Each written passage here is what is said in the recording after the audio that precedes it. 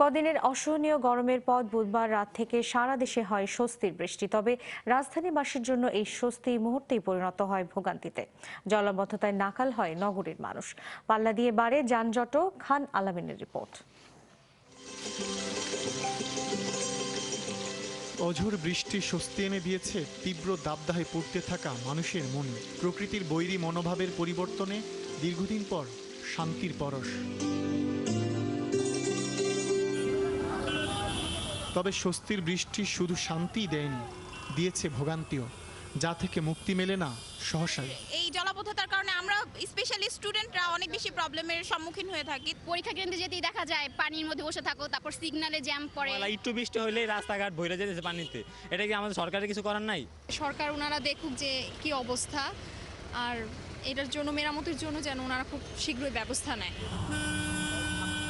সুয়ারেজের ময়লা আর বৃষ্টি একাকার হয়ে দূষিত পানির ঢেউ আছড়ে পড়ে প্রধান প্রধান সড়কগুলোতে। বিপত্তি ঘটে মানুষের স্বাভাবিক জীবনযাত্রা। জলজট ক্রমান্বয়ে বাড়িয়ে তোলে যানজটকেও। পুরো ঢাকায় রূপ নেয় ভোগান্তি আর অস্বস্তির শহরে। আনিলে গাড়ি চালাইতে না, নষ্ট বন্ধ হয়ে গেছে। রুগী নিয়ে যাইতেছে হাসপাতালে, সিএনজি চলে না। রাজধানীতে বছর ঘুরে এই সমস্যা অব্যাহত আছে। সংশ্লিষ্টদের কাছ থেকে সমাধানের আশ্বাসও মেলে, কিন্তু পরিস্থিতি আর বদলায় না।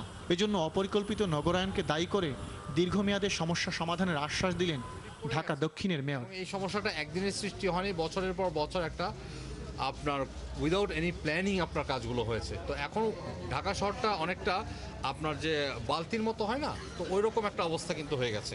পানি আসলে কিন্তু এখানে জমে যাবে।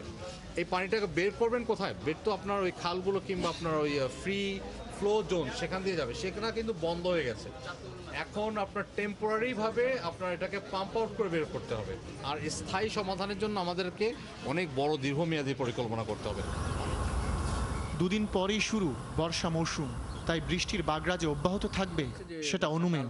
বর্ষার এই স্পেলটা কতদিন চলবে? অ্যাকচুয়ালি এটা খুব বেশি লম্বা কোনো স্পেল নয়। 2 দিন পরে দেখা যাবে এটার ভিতরে অনেক রৌদ্র এসে গেছে। আগামীকালকেই হয়তো 2-1 সময় রৌদ্র উঠবে। আর বর্ষাকালে মাঝে মাঝে এরকম বৃষ্টি হতে পারবে। এটা একেবারে একটানা বন্ধ হয়েও যাবে না। এটাই সিস্টেম যে মাঝে মাঝে বৃষ্টি হয়।